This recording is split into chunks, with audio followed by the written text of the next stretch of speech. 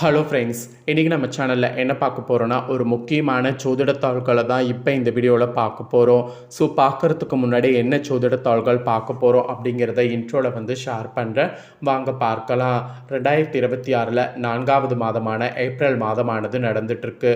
இந்த ஏப்ரல் மாதம் start ஆனதுலேருந்து end வரைக்குமே நிறைய விஷயங்கள் நடக்கக்கூடிய மாதமாக இருக்குது. சமீபத்தில் தான் ஏப்ரல் மாதம் 14ஆம் தேதி தமிழ் புத்தாண்டு கொண்டாடப்பட்டது. அதை தொடர்ந்து ஏப்ரல் மாதம் 17ஆம் தேதி சித்திர மாத அமாவாசையானது வந்தது. அதை தொடர்ந்து இப்போ ஏப்ரல் மாதம் 20ஆம் தேதி ஒரு முக்கியமான திருதியை திதி வர இருக்கு. இந்த திருதியை தான் அக்ஷய திருதி என்று அழைக்கப்படுது. இந்த அக்ஷய திருதியில் கிரகங்கள் படம் எடுக்கக்கூடிய அடிப்படையில் ஒவ்வொரு ராசிக்காரங்களுக்கும் தலையெழுத்து மாறும். அதில் சிம்மமில் பிறந்த ராசிக்காரங்களுக்கு என்ன மாதிரி தலையெழுத்து மாறும் அப்படிங்கிறத தான் இந்த வீடியோவில் வந்து சொல்ல போகிறேன். ஸோ சிம்மம் ராசியில் பிறந்தவங்க இந்த ஒரு வீடியோவை ஸ்கிப் பண்ணாமல் பாருங்கள். உங்கள் ராசிக்கு என்ன மாதிரியான பலன்கள் கிடைக்கும் அப்படிங்கிறத தெரிஞ்சு அதற்கேற்ப நடந்து பலன் பெறுங்க. ஆக்சுவலி யாரும் சொல்லாத பல ரகசியமான உண்மைகளையும் அக்ஷய திருதியை பற்றி இந்த வீடியோவில் சொல்ல போகிறேன். நிறைய பேர் அக்ஷய திருதி அன்னைக்கு தங்கம் வாங்கினா தான் அது சேரும் அப்படின்ட்டு நினைக்கிறோம். ஸோ தங்கத்தை தவிர தங்கத்துக்கு நிகரான வேறு சில பொருட்களை வாங்கினாலும் அதுக்கு நமக்கு பலன் கிடைக்கும், செல்வமும் பெருகும். ஸோ தங்கத்துக்கு நிகராக வேறு என்ன பொருட்கள் வாங்கணும் அப்படிங்கிறதையும் இந்த வீடியோவில் சொல்ல போகிறேன். ஸோ இந்த ஒரு வீடியோ சிம்ம ராசிக்காரங்களுக்கு ரொம்ப யூஸ்ஃபுல்லாக ரொம்பவே இன்ட்ரெஸ்டாக இருக்கும். ஸோ சிம்ம ராசியில் பிறந்தவங்க யாராக இருந்தாலும் வீடியோவை ஃபுல்லாக பாருங்கள். அப்போ தான் உங்கள் ராசிக்கு நான் என்ன சொல்ல வரேன் அப்படிங்கிறத முழுசாக தெரிஞ்சு பயன்பெற முடியும்.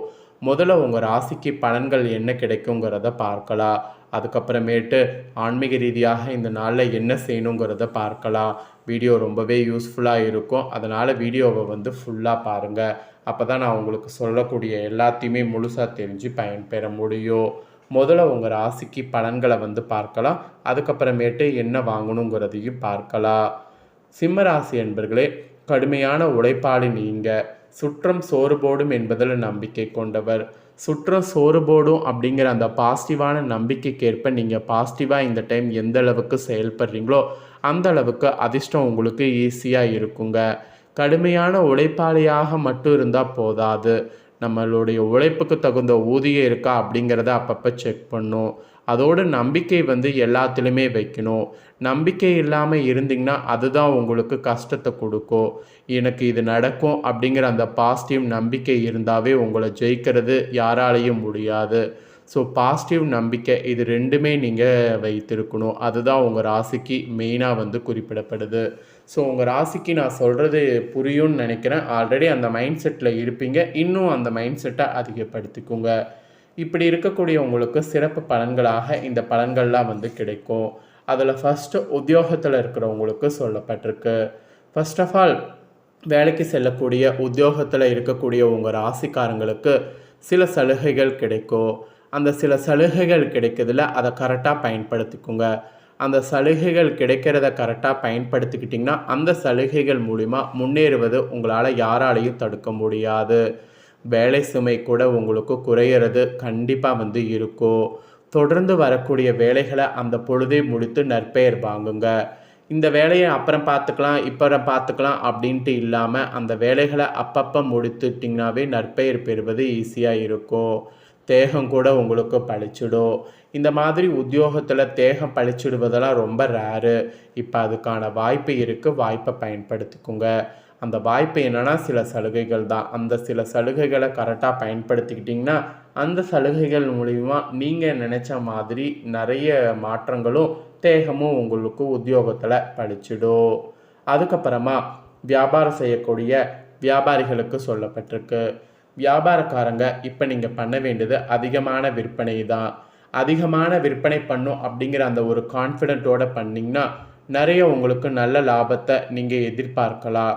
அதாவது விற்பனை கூடி உங்களுக்கு நல்ல லாபம் எதிர்பார்க்கறதுக்கு அதிகமான விற்பனைங்கிறது நீங்கள் கொண்டு வரணும். அதோடு புதிய பொருள் ஒன்றை நீங்கள் விற்பனை செய்வது ஆயத்தமாகணும். அப்படி நீங்கள் செய்தீங்கன்னாவே ஒரு சிலர்லாம் நீங்கள் கிளைகள் துவங்குற அளவுக்கு உங்கள் விற்பனை அதிகமாகும். ஸோ வியாபாரக்காரங்க இந்த மாதிரி அதிகமான விற்பனையை வந்து கான்செப்டாக வைத்து செயல்படணும் என்பது குறிப்பிடப்படுது. எந்த அளவுக்கு நீங்கள் அதிக விற்பனை செய்ய முயற்சி பண்ணுறீங்களோ அந்த அளவுக்கு உங்களுக்கு அதிக விற்பனையும் உண்டாகும், அதனால் நல்ல லாபமும் கிடைக்கும். ஸோ வியாபாரக்காரங்களுக்கு இதுதான் பலன் என்பது குறிப்பிடப்பட்டிருக்குங்க. அப்புறம் நெக்ஸ்ட்டு குடும்பத்தை நிர்வகிக்கக்கூடிய தலைவன் தலைவிகளுக்கு சொல்லப்பட்டிருக்கு. குடும்பத்தை நிர்வகிக்கக்கூடிய தலைவன் தலைவிகள் சிம்ம ராசிக்காரங்களுக்கு குடும்பத்தில் உங்கள் மதிப்பு உயரும். அதனால் உங்கள் பேச்சை இப்போ நீங்கள் துணிந்து பேசலாம்.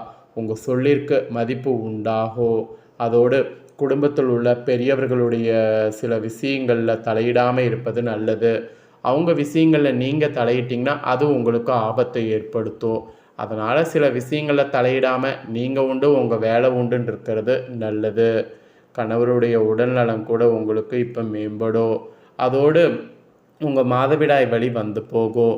ஸோ வலின்னு பார்த்தீங்கன்னா குடும்ப தலைவிகள் உங்களுக்கு இந்த வலி இருக்கும், பெருசாக வேறு எதுவும் பிரச்சனை இருக்காது. கணவருடைய உடல்நலமும் மேம்படும். ஸோ குடும்பத்தை நிர்வகிக்கக்கூடிய தலைவன் தலைவிகள் சிம்ம ராசிக்காரங்களுக்கு இதுதான் பலன் என்பது குறிப்பிடப்பட்டிருக்குங்க. இதற்கேற்ப நடந்து பலன் பெறுங்க. அப்புறம் கலைஞர்களுக்கு குறிப்பிடப்பட்டிருக்கு. கலைஞர்கள் பொறுத்த வரைக்கும் திரைப்பட தொடர்பில் இருக்கக்கூடிய வழக்கமாக உள்ள தொடர்புகள்லாம் நிறைய தொடர்ந்து வரும். அந்த தொடர்புகள் வர வர அந்த தொடர்புகளை பயன்படுத்திக்கிட்டிங்கன்னா அந்த தொடர்புகள் மூலம் முன்னேறுவது உங்களால் யாராலையும் தடுக்க முடியாது. ஸோ தொடர்புகள் தொடர்ந்து வருவதை கண்டிப்பாக பயன்படுத்திக்கோங்க. புதிய ஒப்பந்தங்கள் கையெழுத்திடும்போது முழுமையாக கவனமாக படிங்க. ஸோ முழுமையாக கவனமாக படித்துவிட்டு அதுக்கப்புறமேட்டு கலைஞர்கள் நீங்கள் கையெழுத்து போடுவது உங்களுடைய துறைக்கு இப்போதைக்கு நல்லதுங்க. அப்புறம் ஃபைனலாக மாணவர்களுக்கு சொல்லப்பட்டிருக்கு. மாணவர்கள் பொறுத்த வரைக்கும் அன்றாட பாடங்களை அன்றன்றே படித்து வந்தால் மட்டுமே தேர்வுகளில் வெற்றி வாகையை சூட முடியும். இதில் என்னென்னா நாளை பார்த்து கொள்ளலாம், இன்றைக்கி நைட்டு பார்த்துக்கலாம், நாளைக்கு நைட்டு பார்த்து கொள்ளலாம், அந்த மாதிரி பார்த்து கொள்ளலாங்கிறத பண்ணாதீங்க.